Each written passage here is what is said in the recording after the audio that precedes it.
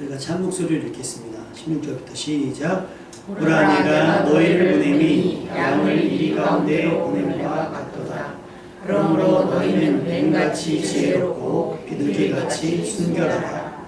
사람들을 삼가라. 그들이 너희를 공회에 넘겨주겠고 그들의 회당에서 채찍질하리라. 또 너희가 나로 말미암아 총독들과 임금들 앞에 끌려가니 이는 그들과 이방인들에게 증거가 되게 하려 하심이라. 너희를 넘겨줄 때에 어떻게 또는 무엇을 말할까 염려하지 말라. 그때에 너희에게 할 말을 주시리니 말하는 이는 너희가 아니라 너희 속에서 말씀하시는 이 곧 너희의 아버지의 성령이시니라.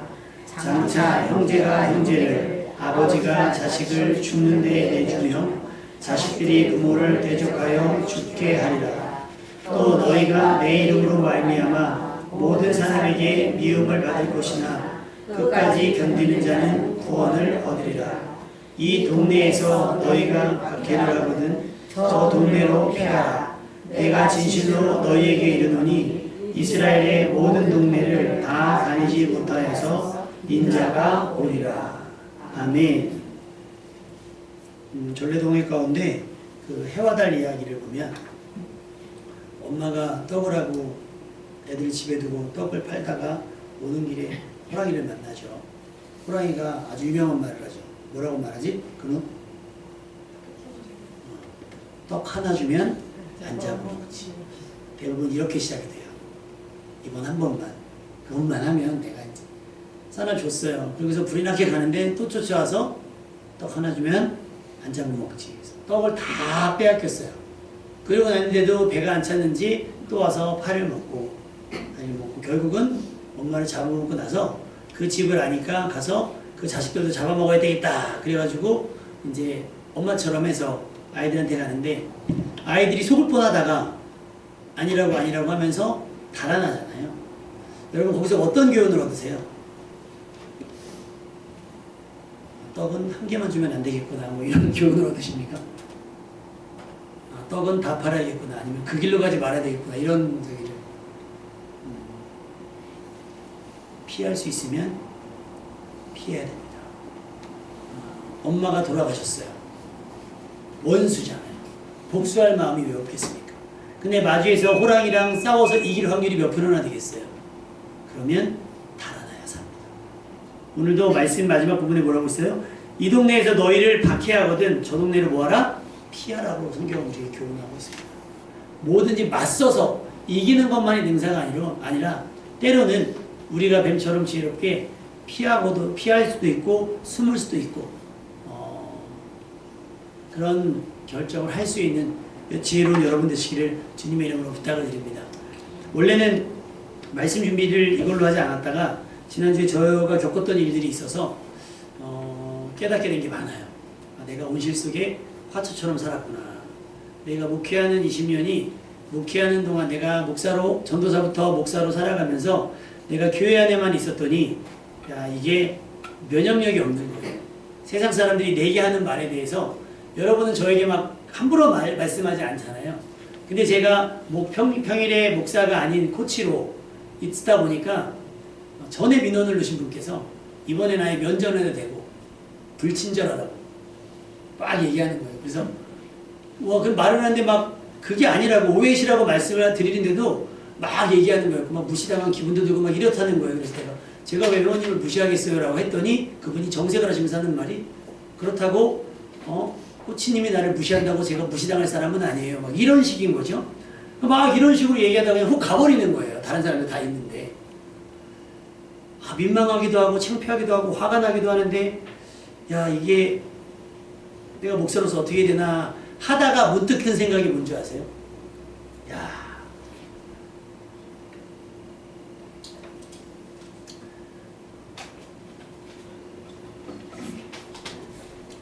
우리 성도님들은 매일 이런 삶을 살겠구나. 주의를 기억해서 예배드리기 위해서 매일 그런 삶을 견뎌내고 참아내고 있겠구나.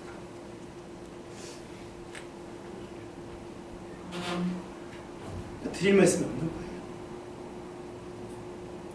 근데 목사님, 저는 눈에 보이는 것들만 왜 기도하지 않으세요? 왜 예배 나오지 않으세요? 라고 얘기하지, 그들이 일상 속에서 어떤 삶을 살아가는지에 대해서 무지했고 무관심했다는 게 느껴지더라고요. 아팠어요.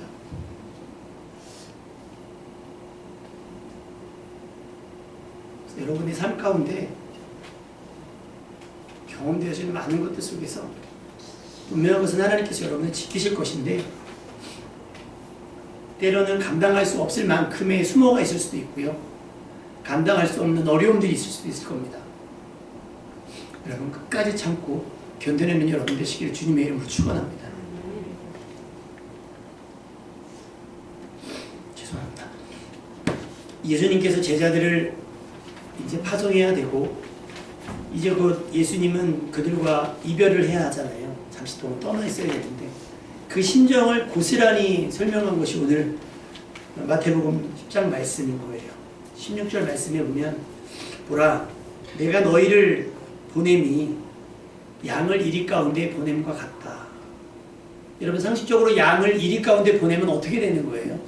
그 먹잇감이잖아요. 그래서 당부하는 걸 그냥 힘없이, 그냥 무기력하게 그냥 죽지 말고 뱀같이 지혜롭고 비둘기같이 순결하면서 살아남으라고 당부하고 계시는 거예요. 왜? 지금은 예수님께서 그들과 함께 하셔서 그들을 지켜주시니까 웬만한 거는 다 예수님께 시비하지 제자들에게 시비하지 않겠지만, 예수님이 떠나시고 난 다음에는 이제 누가요? 제자들이 그걸 온몸으로 받아내야 되고 제자들이 마음으로 그 이야기들을 다 드러내야 되기 때문에, 마치 너희들을 삼킬 것 같은 이들 앞에 너희들이 놓여지게 될 건데 그냥 무기력하게 당하고만 있지 말고 뱀같이 지혜롭고 비둘기같이 순결하라고 말씀하고 있는 겁니다. 뱀이 굉장히 부정적이어서, 성경적으로 굉장히 부정적이어서, 지난주에 정명희 집사님이 산책하시다가 뱀을 보고서 그냥 후다닥 달아나시다고 하는데, 뱀은 어제도 보셨대요. 그 동네에 제가 한번 출동을 해야 되겠어요. 제가 잘하는 목사였거든요. 뱀 잘 잡는. 그러니까 뱀이 부정적이잖아요, 저희한테. 그러니까 뱀같이 지혜로우라는 말이 사실 그럼 그 뱀처럼 그러라고 하느냐 했더니, 성경은 뱀을 교활한 자라 그랬어요. 교활하다 라고 얘기했는데, 자기를 지킴에 있어서, 나를 지키는 것에 있어서는 모든 방법과 수단을 총동원할 수 있어야 되고요. 여기서 지혜로운 말, 뱀에 대해서 하는 이야기는 뭐냐면, 신중하고 순발력 있게라는 말을 써요. 신중하고 순발력 있게. 그냥 막 상황에 따라 그냥 이랬다 저랬다 막 허겁지겁 하는 게 아니라, 충분히 훈련되어져 있어서, 때는 충분히 판단되어져서 그 상황을 달아나야 된다는 상황인 거죠. 여러분이 어떤 사고를 접하게 되면, 지난번에도 제가 말씀드렸지만 그 십배수생술 얘기를 했잖아요. 해봤지만 막상 진짜 우리 앞에서 일어나면 잘 안 돼서 허둥지둥하게 될 거예요. 그러면 어떻게 해요? 골든타임이 지나가게 되는 거죠. 그러니까 뱀같이 지혜로운 말은 골든타임 안에 탈출하라는 거예요. 벗어나라는 거예요. 피해라는 거예요. 너의 몸과 너의 마음과 너의 재산과 너의 가족을 지켜내라고 말씀을 하시는 거예요. 뱀같이 지혜롭지 않으면 어떻게 하겠어요? 방법이 없지요. 우리가 아이들을 학교에 보내는 이유가 뭡니까? 어릴 때부터 유치원에 보내고 막 보내는 게 뭐예요? 그냥 뭐 봐줄 사람이 없어서 그러나요? 근데 가르치잖아요. 뭐 국어, 영어, 수학도 가르치고 이것저것 가르치는 이유가 뭐겠어요? 대학교 가면 좀 더 어려운 거 가르치잖아요. 왜 그러겠어요? 이 아이들이 앞으로 살아가게 될, 지인이가 생일이 지났죠. 지났고 지혜 투표 선거했죠. 이번에 선거했어요. 이제 그래서 웃으면서 제가 그런 얘기 했어요. 이제 진이야, 너는 앞으로 뉴스에 나오면 김진이 양으로 안 나오고 김진이 씨라고 나올 거야. 내가 그랬거든요. 성인이니까 이제 자기 행동에 책임을 져야 될 나이예요. 그런데 그 이전에는 뭐예요?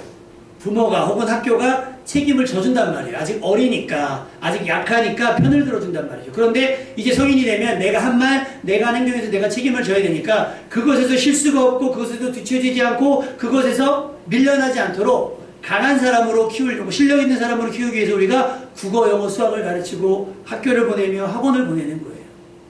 그렇지 않겠습니까? 예수님도 제자들을 데리고 다니면서 굳이 저기 하면서 제자들에게 질문하고 막 하면서 제자들을 가르쳤던 이유가 뭐예요? 떠나셔야 했기 때문인 거죠. 같이 데리고 있다가 같이 가시면 그렇게까지 할 필요가 없는데 왜 양을 이리 가운데 보낸가 같은 그 처절한 상황 가운데 놓이게 되었는가? 예수님의 부재가 있기 때문인 거죠. 물론 성령님이 임하실 건데 예수님은 그런 거죠. 그런 마음. 여행을 하는 사람들은 마음은 어때요? 여러분 여행 가보시면 어떻습니까? 혹시 패키지 여행 다녀보시면 어떠세요? 고민할 게 별로 없죠.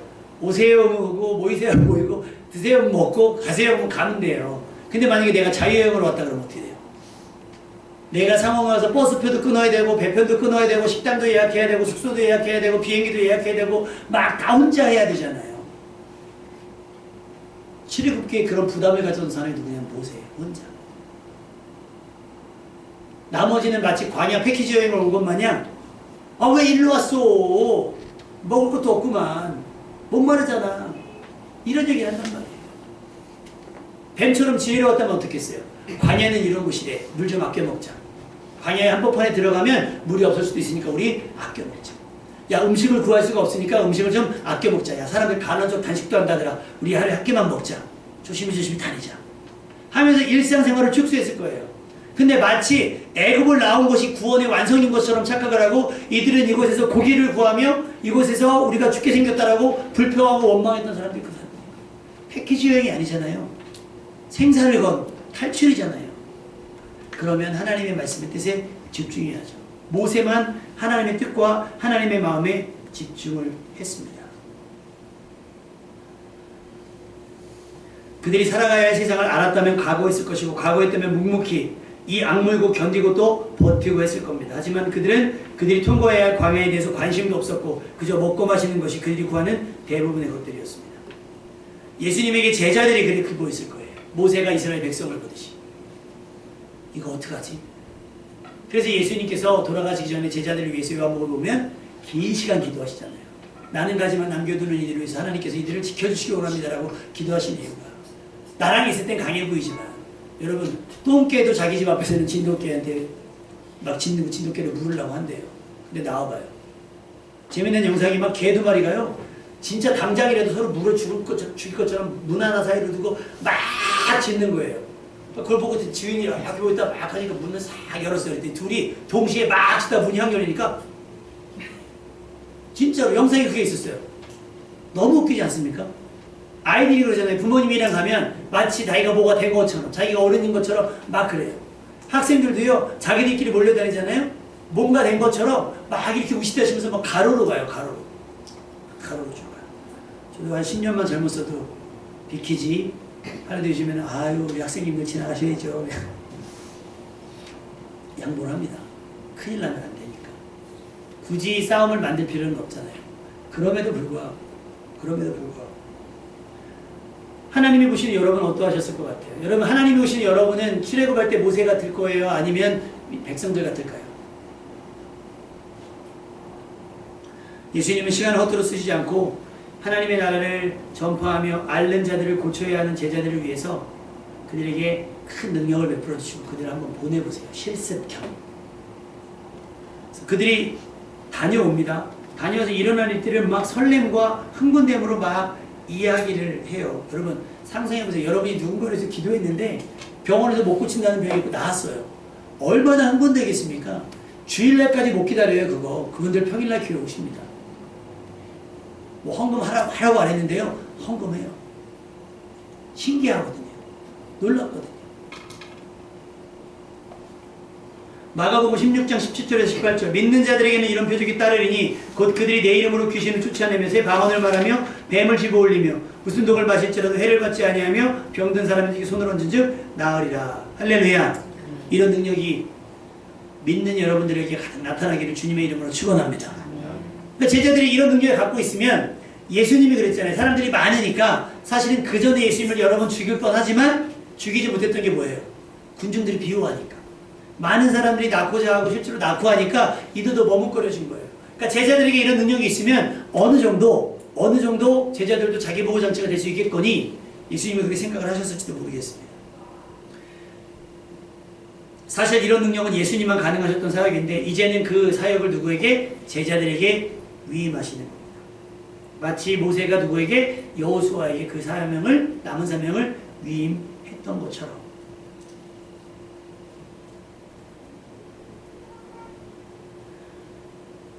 하나님께서는 모세를 대신해 여호수아를 세우신 것처럼 이제는 예수님을 대신해서 예수님의 다음을 위해서 제자들을 부르시고 모으시고 가르치신 다음에 이제는 보내려고 하시는데 하필 그 보내는 곳이 어디예요? 이리 가운데 보낸 것 같다고 말씀하십니다. 그러니 예수님의 심정이 그렇게 단순하지 않아요. 떠나면 그만이지야 네 거 이제 니네가 알아서 해가 아니라는 거죠. 제자들이 가야 할 곳, 제자들이 마주해야 될 사람들이 심상치 않았기 때문인 거죠. 우리 한번 말씀 볼까요? 그 사람들이 어떤 사람인지. 17절 말씀 읽어볼까? 17절 말씀 시작. 사람들을 섬겨라. 그들이 너희를 공의에 넘겨주겠고 그들의 회당에서 채찍질을 하리라. 너희를 재판에 넘겨주고 재판장에서는 너희를 어떻게 해요? 채찍질에서 팬다는 거예요. 두드려 팬다는 거예요. 그런 사람들이 여러분 주변에 득실거린다는 거예요. 18절에 보니까 끌려간다는 거예요. 총독과 임금들 앞에 끌려가는데 그 끌려가는 이유가 뭐냐면 이방인들 중에 증거가 되게 하는 거예요. 나를 증거하기 위함이라는 거예요. 그러니까 목적에 의해서 끌려가는데 그 과정이 좀 심플하고 깔끔하면 좋은데 끌려가는 과정도 참혹해요. 힘듭니다. 다행히 넘겨줄 때 무슨 말 할지 고민하지 마. 성령께서 할 말을 가르쳐 주실 거야 라고 약속을 합니다. 그런데 21절이 중요해요. 21절 말씀 시작. 장차 형제가 형제를 아버지가 자식을 죽는 데에 내어주며 자식들이 부모를 대적하여 죽게 하리라. 여러분 그 중동 지역에 명예살인이라는 말 들어보셨어요? 명예살인? 이때 당시에 팔레스타인에는 자기 종교가 굉장히 중요하기 때문에 그거를 배교한 사람들은 사형을 시키는 거예요. 돌로 때려 죽이든지 파형을 시키든지. 그 실제로 지금도 해외토픽 같은 뉴스에 가끔 나오는 게 뭐냐면 딸이 혹은 여동생이 성폭행을 당했잖아요. 그러면 피해자잖아요. 근데 죽여요. 네가 네 몸을 욕보임으로 말미암아서 가문의 명예가 더럽혀졌다고 해서 죽이는 거예요. 그 얘기를 하는 거예요. 너희가 회심함으로 인해서 그리스도인이 된 것으로 인해서 가족이 너희를 넘겨줄 것이고 아버지가 자식을 넘겨주고 자식이 형제가 형제를 넘겨준 일이 발생하게 될 것이다. 너희 중에 일어날 수 있는 일들이다. 모든 사람에게 미움을 받을 것이라고 말씀하고 계시는 거예요. 그러니까 어디 한 군데 마음 둘 곳이 없는 거예요. 환영하는 것도 없는 거예요. 누가 우리를 나서서 해줄 수 없어요. 왜? 지금 뭐 명예살인도 하는 마당에 누가 우리를 나서서 우리 편이 되어줄 수 있겠어요. 그래서 양을 누구한테? 이리 가운데 보낸 것 같다고 말씀하십니다. 거의 100% 죽을 확률이에요. 그러니 그 마음이 얼마나 찹찹하시겠어요. 물론 육신의 죽음이 다가 아닌 걸 우리는 알지만 하나님께서 우리가 이 땅에 삶을 허락하신 분, 우리가 구원받은 줄 아는데 우리가 누구 돌아가시면 슬프잖아요. 왜 슬퍼요? 우리 막 군대 가잖아요. 막 군대 가면 우리 권사님 말씀하시더라고요. 이신영 목사님 군대 갈 때 그냥 뭐 바람만 불어도 막 눈물이 나고 막 그랬다는 거예요. 군대 보낸 부모님들 심정이 다 그렇잖아요. 아 집사님 그냥 딴데면서 군대를 왜 안 보내셨어요? 군대 가면 잘할 것 같은데 막 보내. 그러니까 군대를 보낼 때 우리 집사님은 어떻게 우셨습니까? 많이 우셨대요. 죽으러 가는 것도 아닌데 그죠? 죽을 수도 있지만 죽으러 가는 건 아니잖아요. 근데 운단 말이에요. 못 볼 게 아닌데 다시 그런 슬픈 거예요. 그러니까 이 예수님도 마찬가지인 거예요. 육신이 죽어도 괜찮은데 우리는 다시 살아날 거니까 괜찮은데 사는 동안 너희들이 덜 아팠으면 너희들이 몸이 덜 아팠으면 덜 고생했으면 덜 힘들었으면 하는 바람이 예수님의 바람이었던 거예요. 그렇다고 해서 우리가 대충 설렁설렁 하자는 얘기가 아니라 우리는 최선을 다 모두에게 미움을 받고 사람들에게 주목을 못 받을 마저 모두에게 미움을 받는다? 얼마나 힘든 일입니까?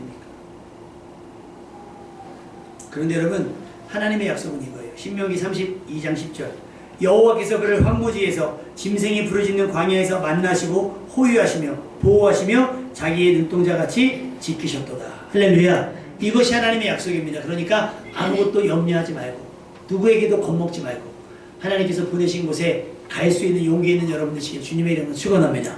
부르신 곳이 어딘지 또 아이들이 그러잖아요. 밥 먹자. 그럼 애들이 항상 물어봐요. 뭐 먹을래요? 뭐 먹을 건데요? 아니면 어디 가서요? 라고 물어봐요. 시장 가서 칼국수 먹자. 그냥 집에 있을게요. 거기 싫다는 거죠. 부르신 곳에서 나와야지. 아빠가 부르면 나와야지. 길거리 포장마차에서 먹는다고 해도 어떻게 해요? 나와야죠. 이게 순종인 거죠. 우리 쿠쿠 갈까? 못 이기는 저 갈게요. 골라 순종하는 것이 아니라 부르신 곳이라면 지금이고 이따 10시에 나올래요? 알겠습니다. 그럼 그 시간에 나를 맞추는 것. 이것이 순종인 줄로 믿습니다. 제자들의 삶은 혹독하고 가혹했을 겁니다. 괴롭고 고단하고 어렵고 힘들었을 거예요. 위험했고 위협이 끊이지 않았을 겁니다. 우리를 계속 곁에 두시고 보호하고 싶으셨겠지만 우리가 왜 그 용인에 있던 곰 한 마리 보내면서도 막 어떤 분은 대성 통곡을 하니까 누가 댓글에 그런 얘기를 써더라고요. 잠깐 그거 틀어놨더니 푸바오 간다니까 이제 저도 푸바오 어떻게 가나 이거 봤더니 막 우는 거예요. 배경으로 막 울어요. 그랬더니 누가 장례식장이냐 여기 말면서 부모님이 돌아가셔도 저렇게 안 울 것 같다고.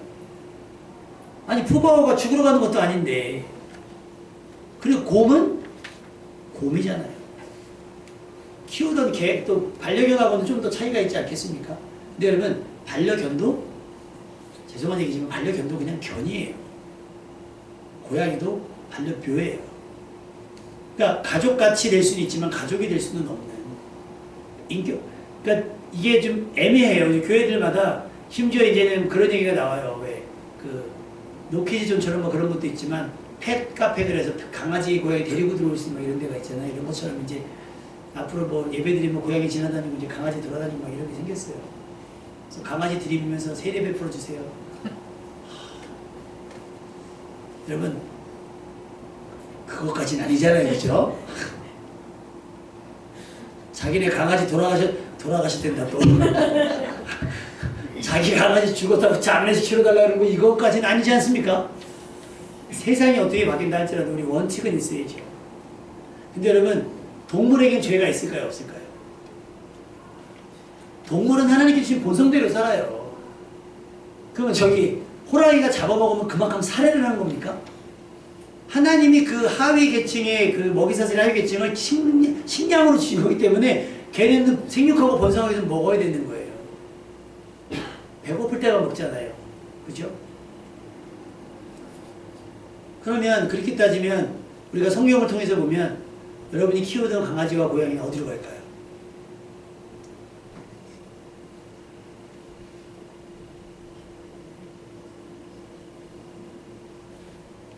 영혼이 없잖아요.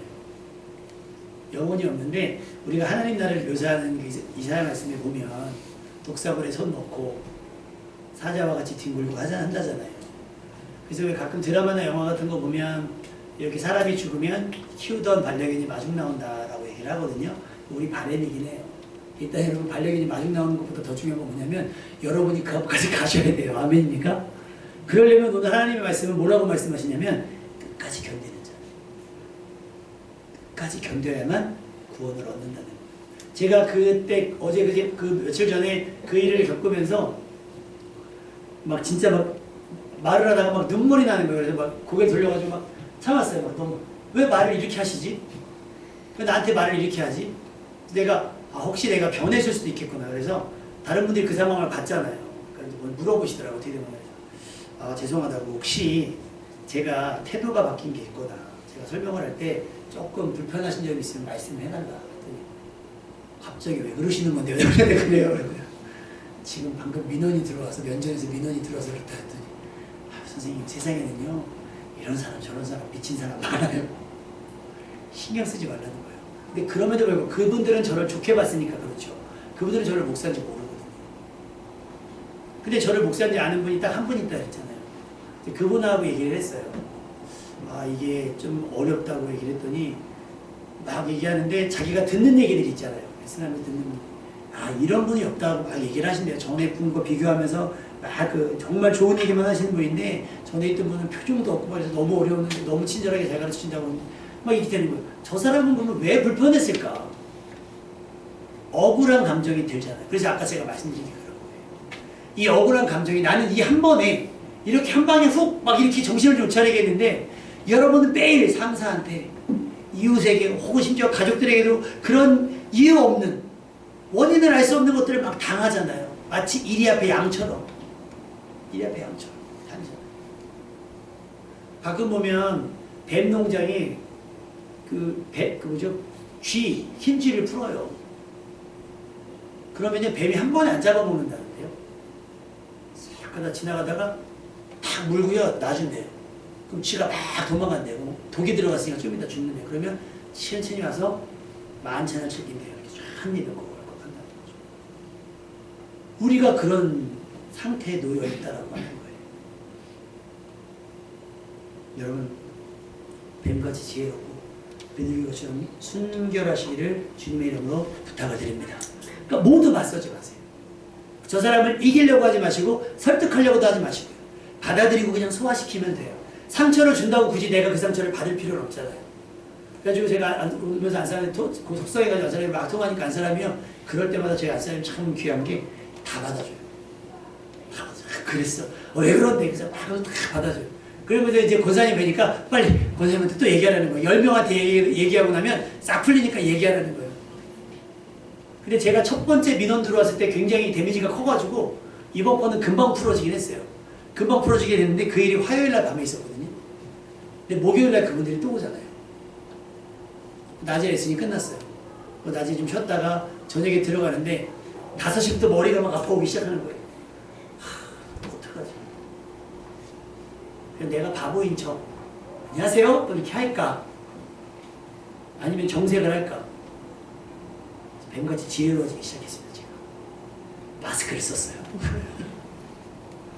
이제 보시면 무슨 인사한 것도 아니고 한 것도 아니고 인사하기에는 좀 자존심이 상하고 안 하자니 그래도 내가 코치인데 안 할 수는 없고 이런 거죠. 뭐 내가 몸을 불편하면 근데 거기가 불편했을 때 제가 에어컨을 3시간 동안 맞아야 돼요. 이렇게 에어컨 방향이라서. 그러니까 이해를 하세요 다들.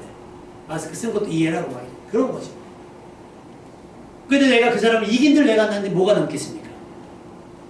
근데 반대로 저 사람이 막 속 시원한데 자기 할 말 다 하고 가고 나는 바보처럼 듣기만 하는 건 또 나에게 무슨 일이 있겠어요?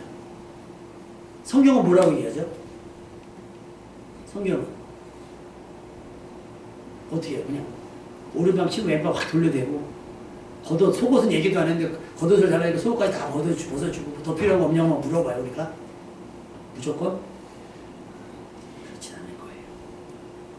그랬기 때문에 예수님께서 그 얘기를 여기다 쓰셨겠죠. 오늘 본문에 쓰셨겠죠. 내가 너희를 이리 문대 보내는 양 같은데 이리가 으르렁하면 그냥 오른팔 내주고 또 으르렁거리 왼팔 내주고 뒷다리 내주고 닷대주고 털도 벗겨주고 그렇게 살다 오너라 하셨겠죠. 근데 뭐라고 말씀하세요? 피하라. 피하라고 말씀하시는 거예요. 뱀같이 지혜로우셔야 되는 거죠. 반대로 그러니까 우리 또 세상 사람같이 똑같이 악랄해져가지고 같이 머리끄댕이 잡고 막 붙잡고 싸우면 안 된다는 거예요. 어떤 분이 그 얘기예요. 나가지고 막 대판 싸우는 거. 차 때문에 운전하다가 막 껴들었는데 이 사람이 좀 눈이 있는 거 없는 깜빡이 켰는데 막 싸웠다는 거예요. 근데 차 뒤에 보니까 성경책이 소리를 빽빽 질리는 분이 갑자기 깜짝 놀라가지고 아유 어떻게 되지? 하다가 이제 교회 다니십니까? 어느 교회 다니십니까? 아유 같은 교회. 큰 교회 서로 모르니까. 큰 교회 서로 모르니까. 그게 뭡니까? 비둘기처럼 순결해야 됩니다. 아멘. 나에게 큰 데미지가 없어요. 그러면 받아주는 거예요. 근데 내가 그 말을 들으면 죽을 것 같은 거예요. 그러면 하지 마세요 라고 할 게 아니라 그냥 피하는 거예요. 그게 무서워서 피하는 게 아니라 뭐해서? 더러워서 피하는 것 마냥 피하셔야 우리가 살 수 있어요. 그걸 왜 듣고 있어요? 피하셔야지. 성경은 그렇게 우리에게 요구하고 있습니다. 23절 이 동네에서 너희를 박해하거든 저 동네로 피하라. 오른뺨 치면 왼뺨을 돌려댈 때가 있어요. 근데 여러분 사역을 하다 보면 삶을 살아가다 보면 내 속 저기까지 오장까지 다 드러내서서 꺼내줘야 될 때가 있어요. 예수님이 자기 목숨을 희생하신 것처럼. 그렇죠? 근데 매번 그럴 수는 없단 말이에요. 제가 옥합 얘기 드리잖아요. 매번 깹니까? 매번 깨면 자식을 뭘로 키워요? 그러면서 우리 복을 준대. 하나님이 옥합을 복으로 줬는데 또 깨고 또 깨고 한두 번은 하나님도 그렇겠죠. 그럼 하나님 뭐라 그러신대요? 그만. 하나님도 그럴걸요. 아마 가론인자처럼. 그걸 왜 허비하냐고 그러실 거예요. 이제 쓰라고. 너희도 먹고 너희도 입으라고 하실 거예요. 잘하니까 하나님께서 기뻐함으로 주시는 건데. 근데 우린 드려야 할 때 내가 쓰고, 내가 써야 할 때 내가 또 쓰니까. 그러지 말라고 하시는 것입니다. 오른밤을 맞으면 왼밤을 돌려치니까 오른밤을 맞으면 왼밤도 돌려대라고 하시는 거예요. 인색한 사람 되지 말라. 치세한 사람 되지 말고 악랄한 사람 되지 말라. 비둘기처럼 순결하라고 말씀하시는 겁니다. 고린도후서 4장 8절에서 12절을 보면 우리가 모든 일에 괴로움을 당해도 꺾이지 않으며 난처한 일을 당해도 실망하지 않고 핍박을 받아도 버림을 당하지 않으며 맞아서 쓰러져도 죽지 않습니다. 우리가 이렇게 항상 예수님의 죽으심을 몸소 체험하는 것은 예수님의 생명이 우리 몸에 나타나게 하려는 것입니다. 살아있는 우리가 예수님을 위해 항상 죽을 위험을 당하는 것은 우리의 죽을 몸에 그의 생명이 나타날 수 있도록 하기 위한 것입니다. 할렐루야. 여러분이 어떤 당하는 일들마다 예수님의 형상이 드러나는 거예요. 예수님의 생명이 우리 안에 들어와지는 겁니다. 그러므로 우리는 죽을 위험을 당하지만 여러분은 영원한 생명을 얻게 되었습니다. 그 과정을 통해서 우리가 영원한 생명을 얻게 되는 겁니다. 우리의 매일은 사자굴에 들어가는 것처럼 무서울 거예요. 매일 풀무에 들어가는 것처럼 끔찍할지도 몰라요. 때로는 요셉처럼 가족 때문에 험난한 세월을 살아야 할지도 모릅니다.